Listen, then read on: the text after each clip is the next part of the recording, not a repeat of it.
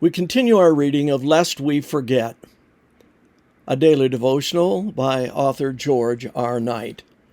Today's reading, January 20, The African American Face of Millerism.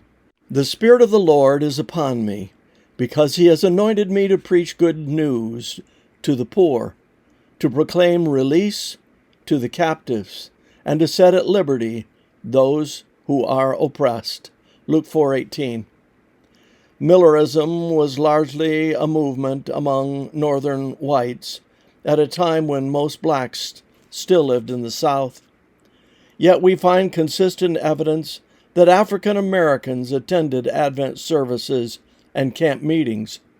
By mid-1843, the responsibility to work aggressively among the black population was becoming more obvious to the Millerite leaders.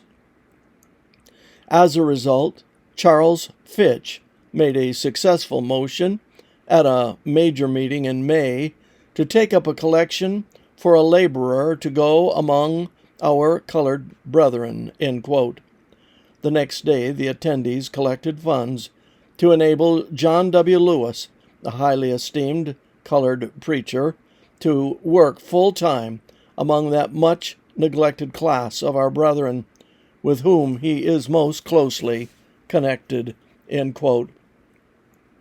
By February 1844, Himes could report that many of the colored people have received the doctrine, end quote, in Philadelphia.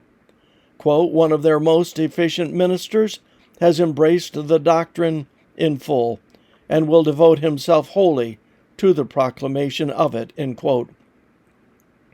Another black lecturer who preached the Advent message was William E. Foy, who had several visions beginning on January 18, 1842. Those visions led him to a belief in the soon coming of Jesus, even though, as he put it, I was opposed to the doctrine of Jesus' near approach until receiving the visions. Beyond a belief on the soon return of Jesus, Foy wrote that the duty to declare the things which had thus been shown me to my fellow creatures, and warn them to flee from the wrath to come, rested with great weight upon my mind.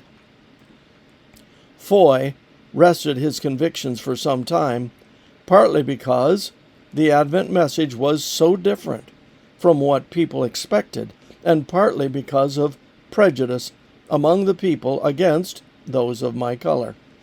But in the midst of a prayer of deep distress, he received a definite impression that God would be with him if he shared the message. As a result, he began preaching his new faith.